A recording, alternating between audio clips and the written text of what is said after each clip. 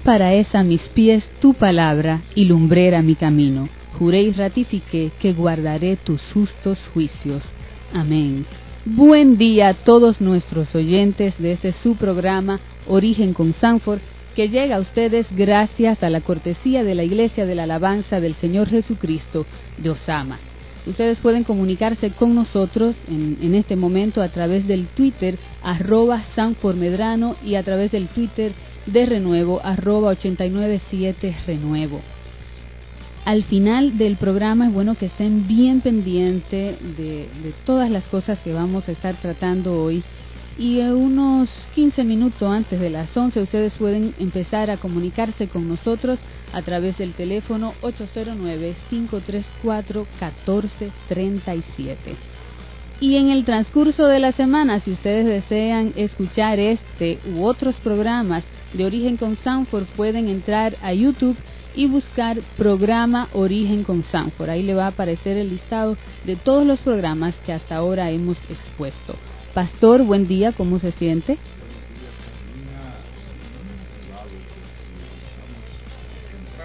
En el mes que en República Dominicana se le declara como el mes de la Biblia, y qué bueno que en todo el mundo pudiéramos tener el mes de septiembre como el mes de la Biblia, y que lo podamos celebrar y que se hagan grandes cosas y que la iglesia comience a participar en algo en común, y que se hagan eventos, porque en la Biblia nosotros podemos encontrar el manual para una vida feliz. Amén, así es. Y de hecho muchas iglesias ya hacen muchas actividades, obras, dramas en honor a esta celebración de la Biblia. Como usted mencionó, este mes se ha escogido para celebrar la palabra de Dios, para celebrar la Biblia.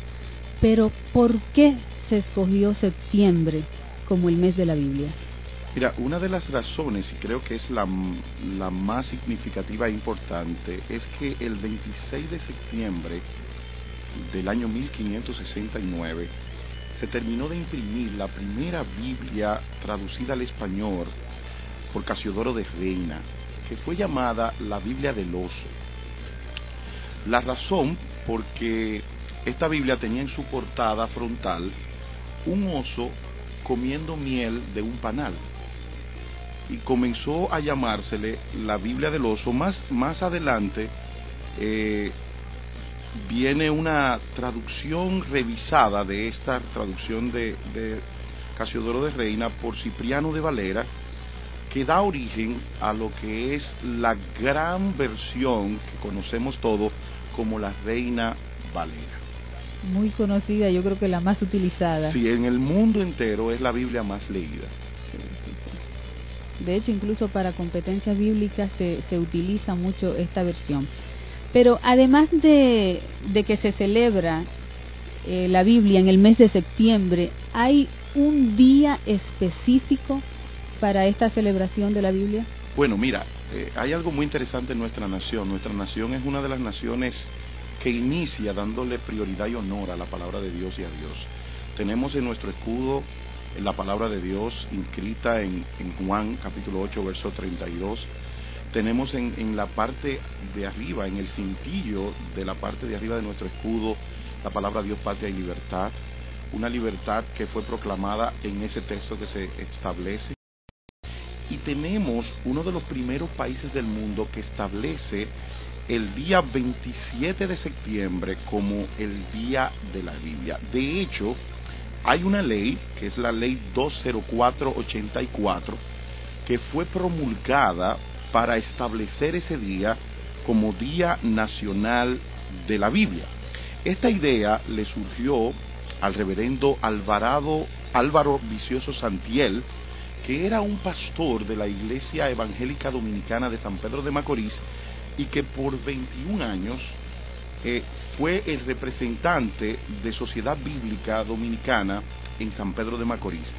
Este hombre comenzó Dios a ponerle en su corazón el anhelo de que en la República Dominicana hubiera un día dedicado a la Biblia, y se acerca a un miembro de su iglesia que en ese momento era diputado de la República, que era el señor David Escoto Veloz, y entre los dos hacen la propuesta y presentan la moción a la Cámara de Diputados, la cual fue aprobada a unanimidad por toda la Cámara. Luego es pasada a las demás instancias, la Cámara Legislativa y después al Poder Ejecutivo, los cuales aprobaron de una manera tajante este día 27 de septiembre como Día de la Biblia en la República Dominicana.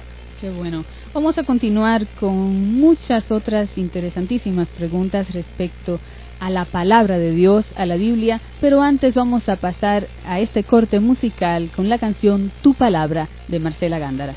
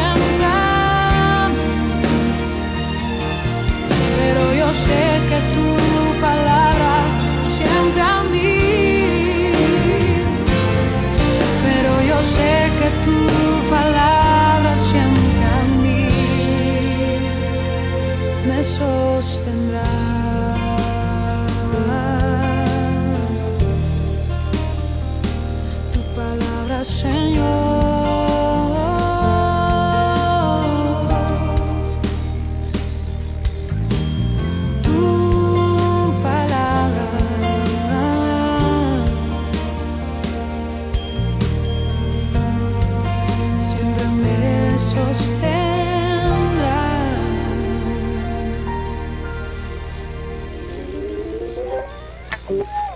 hermosa esta interpretación de Marcela Gándara, Tu Palabra, que como dice la canción, siempre nos sostiene. Pastor, y ya que estamos hablando de la Biblia, para todos nuestros oyentes que acaban de sintonizarnos, el tema hoy es la Biblia, en honor a la celebración de la palabra de Dios en este mes. Es necesario hablar de cómo fue recopilada, cómo fue conformada la Biblia o las Escrituras. Fíjate, Carolina, a la conformación del conjunto de libros que forman la palabra de Dios o las Escrituras se le llama canón bíblico. La palabra canón procede del hebreo ganeb y del griego canón, que significa caña o junquillo. Esa caña llegó a ser un instrumento de medir y su significado fue evolucionando a medida que pasaba el tiempo hasta llegar a ser un patrón o regla o norma para poder medir las cosas. Por ejemplo, Orígenes en el siglo III después de Cristo usó esta palabra canón para denotar lo que ahora llamamos la regla de fe, o sea, el patrón por el cual hemos de medir y evaluar en su aplicación a las Escrituras. El canón se refiere a esa lista de libros oficialmente aceptados como libros sagrados. ¿Y cuándo se origina esta idea de conformar un canon? La idea de conformar en canon, yo creo que inicia en el corazón de Dios. Fíjate que cuando el Señor le da a Moisés los mandamientos, le dice, escríbelo en estas piedras. En Éxodo 32:16 dice, las tablas eran obra de Dios y la escritura era escritura de Dios grabada sobre las tablas. O sea, fue el primero que determinó que la palabra de Dios tenía que ser recopilada, tenía que estar ahí como un testigo escrito de la voluntad de Dios para su pueblo. Si leemos en Romanos, cuando en Romanos 12 dice que nos conformemos a este siglo, dice para que comprobéis la buena voluntad de Dios, agradable y perfecta. Había en el corazón de Dios el anhelo y el deseo de dejar impresa su palabra por los siglos de los siglos, porque su palabra permanece para siempre. Amén. ¿Y quién decide o legisla los libros del canon? ¿Es la Iglesia u otra entidad? Mira, realmente no. La Iglesia no es la que legisla y la que determina cuáles son los libros del canon. Es todo lo contrario. La Iglesia lo que hizo fue reconoció y descubrió cuáles libros habían sido inspirados desde su principio. Eso implica que un libro no es la palabra de Dios porque fue aceptado por la Iglesia, más bien fue aceptado por el pueblo de Dios porque es la palabra de Dios, por lo cual ellos lo único que hicieron fue ser guiados por Dios para seleccionar esos libros que ya Dios había inspirado. ¿Y con qué criterios ellos entonces toman en cuenta los libros para formar el canon? Fíjate, para el Antiguo Testamento y para el Nuevo Testamento los criterios eran diferentes. Por ejemplo, en el Antiguo Testamento lo primero es que tenía que ser un libro escrito por un profeta reconocido por el pueblo y autenticado por Dios mediante lo que les revelaba al pueblo de Israel.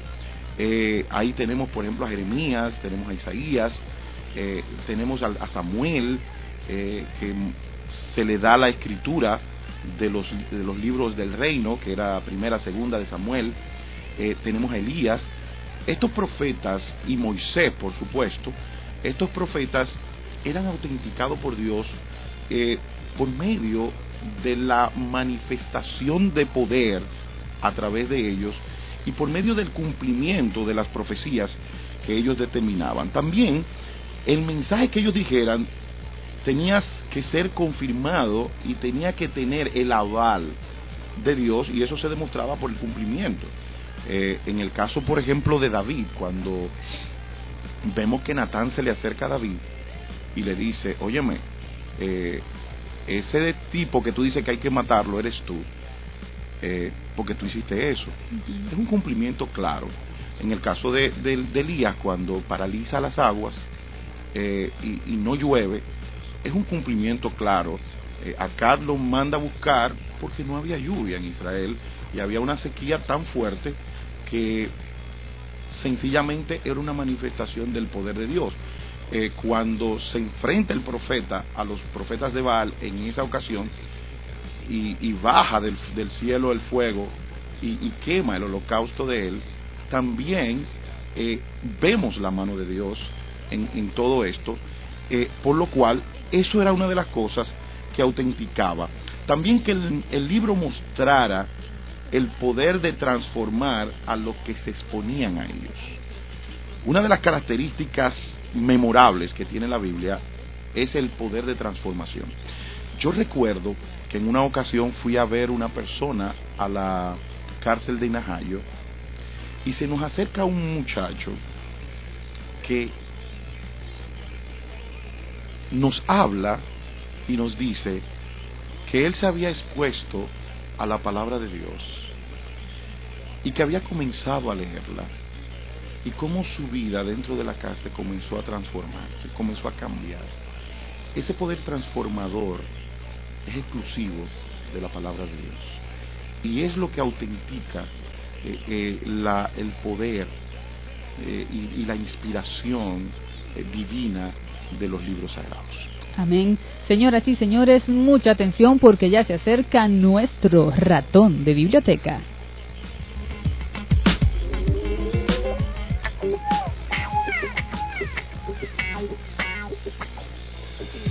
Eres el ratón de biblioteca, deja la información que tú encuentras. El ratón de biblioteca te conecta con la ciencia. El ratón de biblioteca. El ratón de biblioteca. Damas y caballeros, acaba de entrar a nuestra cabina en Renuevo 89.7 el ratón soberano que hace lo que le da la gana.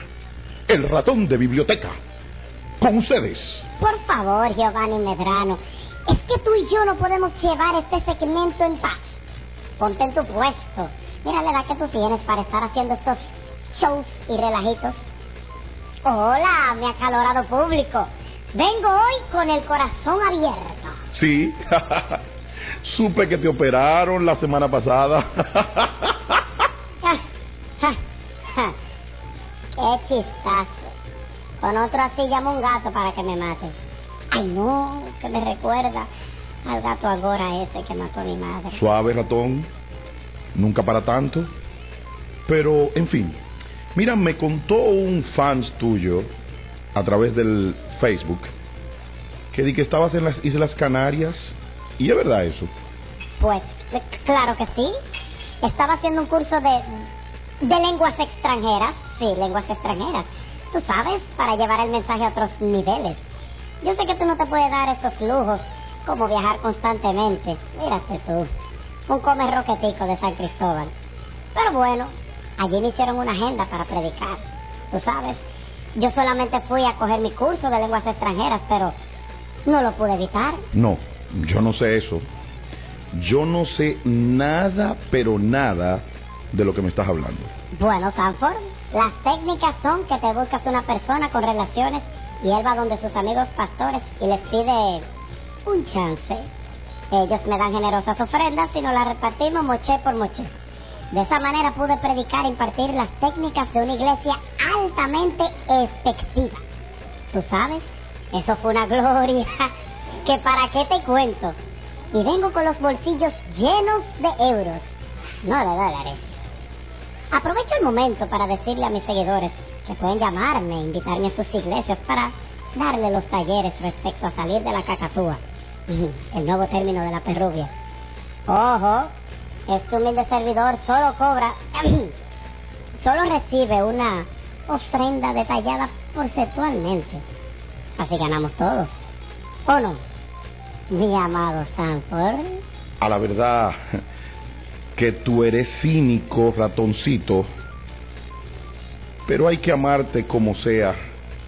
Y a ver, ¿Qué me trajiste para el día de hoy? Mira, Sanford, yo creo en la Biblia, yo no tengo duda de ello, pero el problema es que mi agenda es tan apretada que yo no tengo tiempo para leer la palabra. ¿Cómo? Y entonces dime, ¿cómo tú puedes dar conferencias, talleres, mensajes y andar por todo el mundo hablando de la palabra si tú ni la lees? ¿Y de dónde te viene la revelación para tú predicarla? Sencillo, Sanford. Yo tengo en mi casa 14 libros de bosquejos de mensajes. Entro a internet y busco los mensajes de Spurgeon, Piper, MacArthur, Jonathan Edwards. Los adapto a la ley de siembra y cosecha y no digo de dónde los saqué. Y como en el mundo de los ciegos el tuerto es el rey, si no, pregúntale a un pastor de una iglesia grande para que tú veas si él no hace eso. Y él no dice que el mensaje es copiado. Pero ratón, eso es plagio.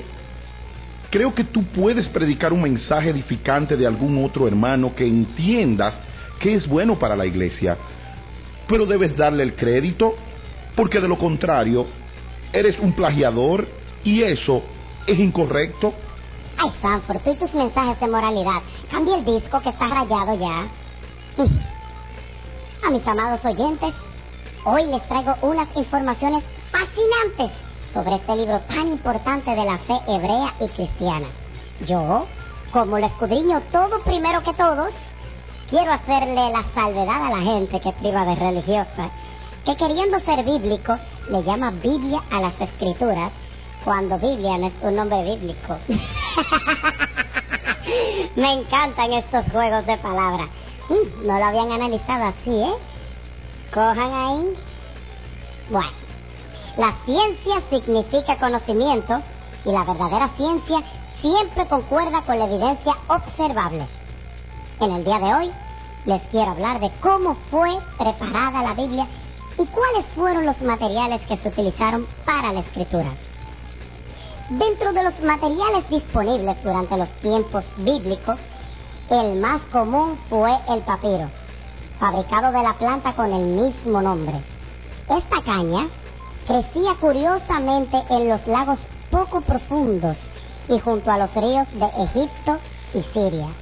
Grandes cargamentos de papiro fueron embarcados en el puerto de Biblos. Se supone la palabra griega para libro, Biblos, proviene de este puerto. Nuestra palabra papel proviene del vocablo griego para papiro, papiro. Otro de los materiales que les voy a citar en el día de hoy está el pergamino. El pergamino es el nombre que se dio al material preparado de pieles de ovejas, de cabras, de gacelas y de otros animales. Estas pieles las rasuraban y raspaban para producir un material para la escritura más duradero que el papiro. El autor F. Bruce añade que la palabra pergamino deriva del nombre de la ciudad de Pérgamo en Asia Menor por la producción de este material que durante un tiempo fue asociada especialmente con este lugar. Otro de los materiales que les traigo en el día de hoy es la vitela. La vitela fue el nombre que se le dio a la piel de becerro. Con frecuencia, no siempre, pero con frecuencia tenía la vitela con púrpura. Algunos de los manuscritos antiguos que todavía tenemos escritos están en vitela púrpura. Cuando lo usaban este material, generalmente la escritura se hacía en dos tipos de tinta, en tinta dorada o en tinta plateada. Otros de los materiales utilizados para la escritura fueron la ostraca, las piedras, las tabletas de arcilla y por último, las tabletas de cera. Gracias por la información. No puedo negar que siempre traes cosas interesantes al programa, pero no te me vayas porque acaba de entrar un tweet donde uno de tus fans me acaban de decir que el viaje tuyo a las Islas Canarias no fue hacer un curso de lenguas extranjeras, que el viaje tuyo fue por un lío que tú armaste con los homosexuales, porque ellos se dieron cuenta que el interés tuyo no era que se formara la iglesia en este país de gay, que el interés tuyo eran los cuartos y que tú querías sacarle con el showcito de siembra y cosecha, sacarle todo lo que tenía. y te mandaron un abogado atrás, un estafador, y tuviste que sacar alas para botar el golpe. Charlatancito, cuéntame y di la verdad, porque tú siempre tienes un maco detrás. Pues, no, Sanford. Déjame hacerte aclarando. Yo no me había dado cuenta de algo que me estaba pasando.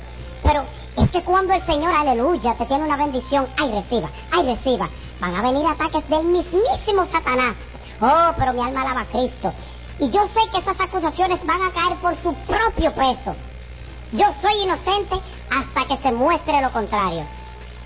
Ese negocio, ese trato, se cayó porque yo medité en que no era prudente.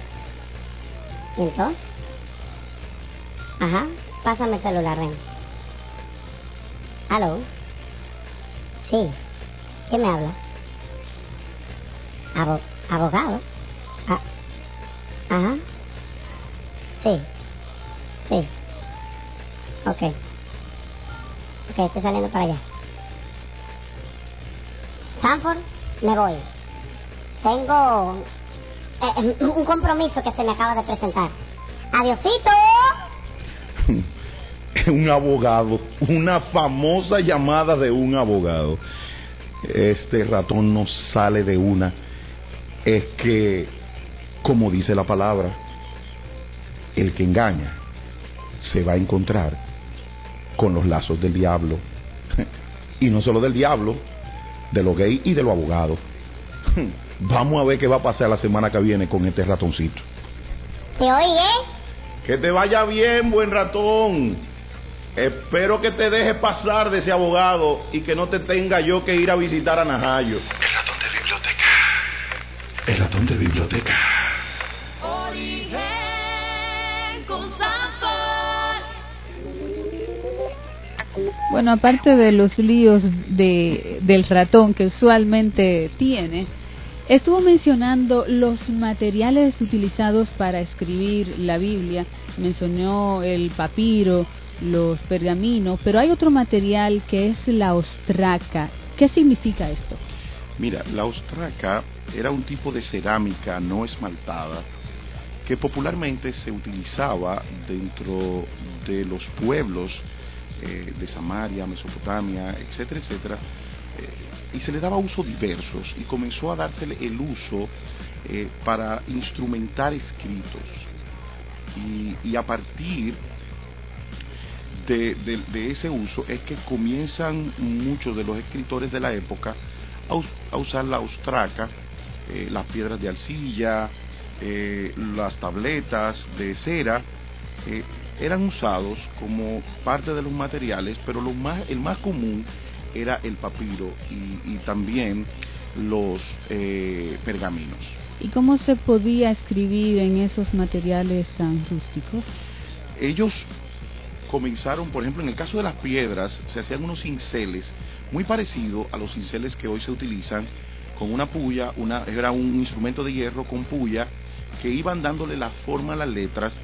Más luego, cuando comienzan a usar los papiros y los pergaminos, usan la estileta metálica, que era un instrumento de 3 lados, con cabeza plana, que se usaba para hacer inscripciones en tabletas de arcilla o de cera. Y también se usó la pluma, que era una caña fabricada del mismo árbol, de donde se sacaba unos 15 a 40 centímetros de largo, con una punta corta en forma de cincel, para facilitar los trazos anchos y angostos. Esta pluma de caña se usaba en Mesopotamia y es de los primeros instrumentos utilizados en el primer milenio antes de Jesucristo. A pesar de la explicación del canon que usted nos dio, y bueno, no a pesar, sino partiendo de, se denota que fueron hombres que utilizaron, conformaron el canon, pero ¿existe alguna manera de demostrar, alguna forma en que uno pueda tener como esto me da confiabilidad y fidelidad de la palabra de Dios? Sí, mira, todo libro antiguo que quiere ser comprobado como un libro fiel y confiable, se le hacen tres tipos de pruebas. Una es la prueba bibliográfica, la otra es la prueba de evidencias internas y la tercera es la prueba de evidencias externas. A través de estas tres pruebas se puede demostrar la confiabilidad de cualquier libro histórico o de cualquier libro antiguo que esté en la palestra de los críticos y de la ciencia.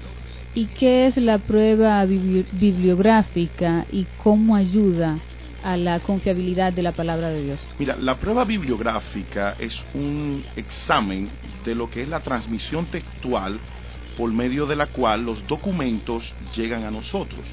O sea, es un análisis de la confiabilidad de las copias, la cantidad de los manuscritos, que llámese manuscritos a las copias de la escritura hecha a mano.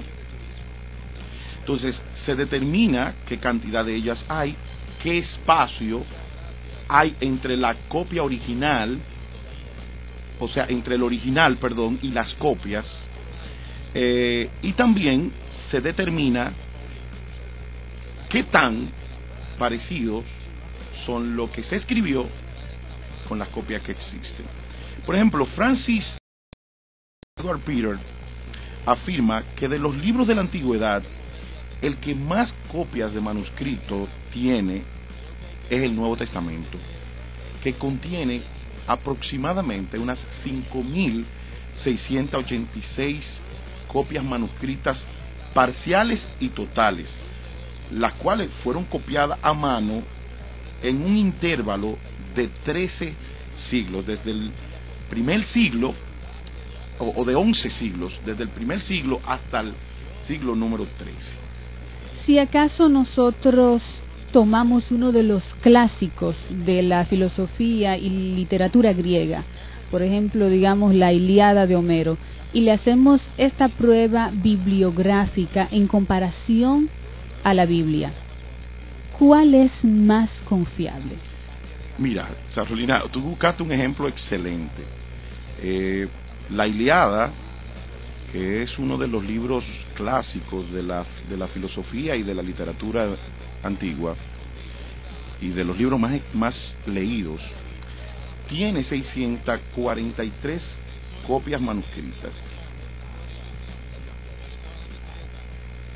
Sin embargo, la Biblia, de la Vulgata Latina, tiene aproximadamente, y de otras versiones antiguas, tiene aproximadamente unos 24.970 copias. N.F. Albright informa confiadamente que no hay ninguna otra obra de la antigüedad greco-romana que esté tan bien atestiguada por tradición de manuscrito que el Nuevo Testamento. Wow. O sea, él confirma claramente que por las evidencias que tenemos, no hay ningún libro existente que tenga mayor confiabilidad basada en la prueba bibliográfica que el Nuevo Testamento. ¿Y cuál es el manuscrito más antiguo de la Biblia y cómo se determina su tiempo, su edad? El manuscrito más antiguo que tenemos en la Biblia es el manuscrito de John Ryland, que se escribió en el año 130 después de Cristo, y que se encuentra hoy día en la biblioteca John Ryland de Manchester, en Inglaterra. Es el fragmento más antiguo que tenemos. Contiene también el Evangelio de Juan, de Juan, y fue escrito en el primer siglo, y fue encontrado en el primer siglo. Y la forma de determinar la edad del manuscrito es a través de un estudio minucioso de los materiales usados, por ejemplo, el tamaño y forma de las letras, la puntuación, las divisiones, el texto, la ornamentación. Ellos le hacían algunos ornamentos alrededor del manuscrito, el color de la tinta, la textura y el color del pergamino. Existen otros clásicos, ya se mencionó, hablamos de la Ilíada de Homero, pero ¿hay otros clásicos de la literatura con los que podamos comparar la Biblia? Muchísimos. Por ejemplo, tenemos los escritos de las historias de Heródoto, que fueron redactadas en el 480 a.C., y sus copias más antiguas datan del 900 después de Cristo, o sea, con una diferencia de 1350 años, y solamente hay 8 copias de esos libros. En el caso de Platón, por ejemplo, las cartas de la Apología de Platón, que fueron escritas 400 años antes de Cristo, y sus primeras copias datan de también el año 900 después de Cristo, o sea, 1300 años aproximadamente de diferencia, y solamente tiene 8 copias. Uno de los escritos que más influyó en la literatura romana fueron los escritos de Julio César, los comentarios de las guerras bélicas. Estos libros fueron escritos de 100 a 44 años antes de Cristo, y sus primeras copias surgen en el 900 después de Cristo, con una diferencia de 1000 años, y solamente hay 10 copias. Ahora oye la Biblia. La Biblia, sus primeros escritos, específicamente en el Nuevo Testamento, sus primeros escritos datan del año 50 al año 100 después de Jesucristo, con una diferencia de 50, de 100, 150 y 225 años. Fíjate que el que menos tiene de los libros mencionados, por ejemplo, los comentarios de la guerra bélica de Julio César, las cartas de la Apología de Platón y las historias de Heródoto, tiene una diferencia promedio de 1100 años entre el escrito original y las primeras copias. La diferencia entre los escritos de la Biblia y sus primeras copias, el promedio es de 100 años. Wow. Eso se pone cada vez mejor y cada vez más interesante. Vamos a continuar con estas preguntas interesantes al Pastor Sanford, pero vamos a escuchar la canción Cuánto amo tu ley de Danilo Montero. Sí, Señor, estamos aquí adorándole porque amamos tu palabra. Origen con Sanford. Sí, Señor, cuánto amo tu ley. Cuánto amo tu ley. Mi gozo es tu palabra. Lámpara es a mis pies y lumbrera mi caminar.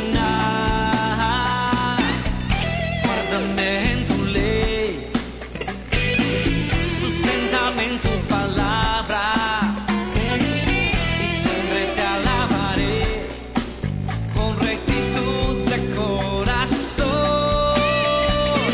Cristo, tu palabra me alienta. Cristo, tu verdad me sustenta. Cristo, guíame en tu ley y perfecto mi camino será. Sí, Señor, díselo una vez más, iglesia. Oh, cuánto amo tu ley. Mi gozo es tu palabra. Lámpara es a mis pies y lumbrera mi caminar. Guárdame en tu ley, susténtame en tu palabra, y siempre te alabaré con rectitud de corazón. Cristo, tu palabra me alienta. Cristo, tu verdad me sustenta. Cristo, guíame en tu ley y perfecto mi camino será. Cristo, tu palabra me alienta. Cristo, tu verdad me sustenta. Cristo, guíame en tu ley y perfecto mi camino será.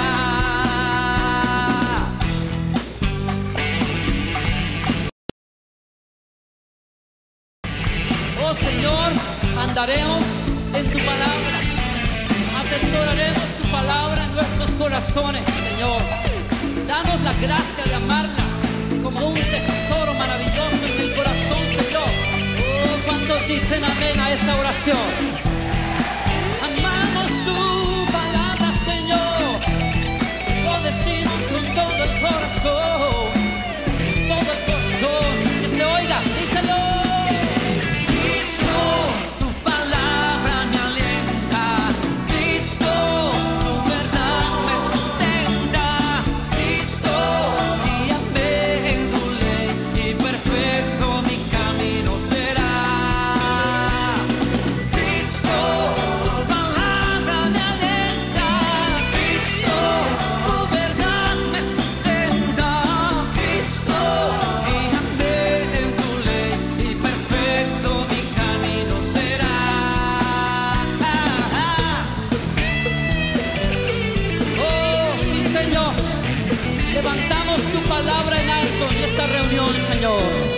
Tu ley que permanece por los siglos sea establecida en nuestro corazón.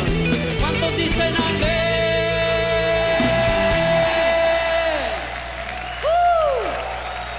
Sí, Señor.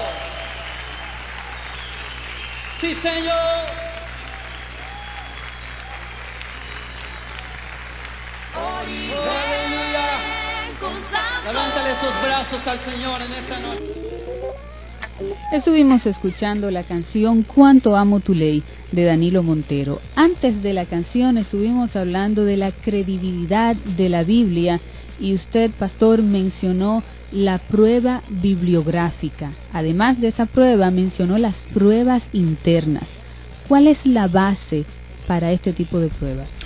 Mira, decía John Montgomery, un gran escritor que escribió un libro de teología sistemática y otros escritos. Él decía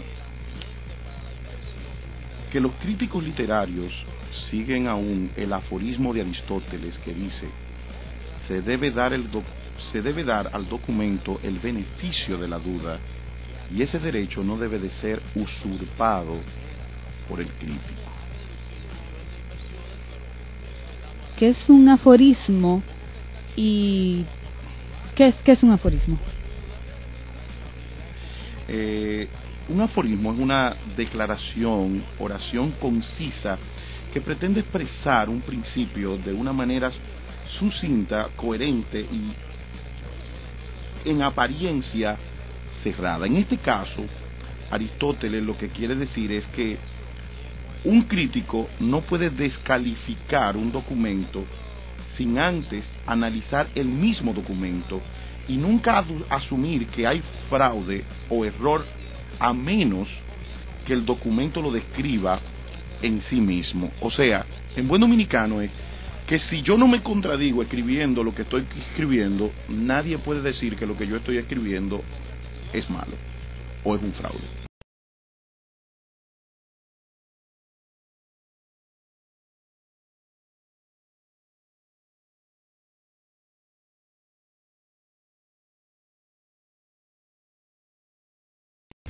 ¿Está libre entonces la Biblia de contradicciones en sus escritos? Fíjate una cosa, y es algo muy interesante, y voy a citar a uno de los apologetas más importantes de la historia del cristianismo, que es Glasson Archer, que escribió un libro que se llama Las dificultades bíblicas, y escribió una crítica al Antiguo y Nuevo Testamento, donde da evidencias apologéticas de por qué los críticos de la palabra no tienen la razón. Y este hombre citó lo siguiente, y lo voy a leer textualmente: en las escrituras mismas hay una respuesta buena y suficiente para refutar cualquier acusación que se ha levantado contra ella.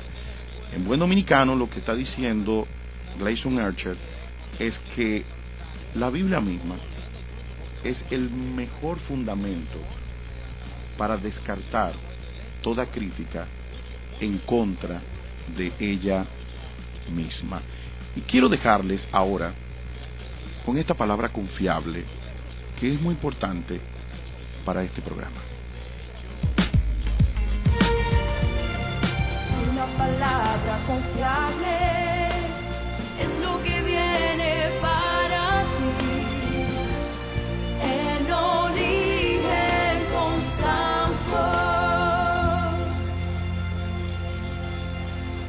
Poema Tu Palabra de Dilberto Medina. Tu palabra es ciencia máxima que me lleva a un resultado perfecto. Es el viento que acaricia mi corazón, la sustancia que fundamenta mi amor. Es el río que lleva el barco de mi vida a la desembocadura de tu compañía, compañía que me das cada día. Día a día, cada madrugada, se une tu palabra con la mía, entonando una armonía de tu misericordia, oh Dios, con mi corazón hacia tu amor. Amor que expresas, dándome la bendición en tu palabra, diciéndome, no temas, yo estaré contigo y nunca te abandonaré. Esas promesas que me das son el respirar en mi vida, y tu amor es el palpitar de mi corazón. Por eso te digo, mi Padre, que gracias a tu palabra soy lo que soy, un hijo tuyo, que la gente me dice, un hijo de Dios.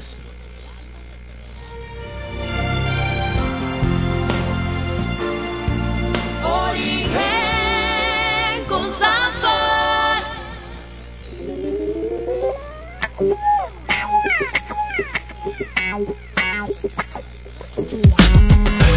Bueno, es esa palabra confiable de saber que tenemos en la palabra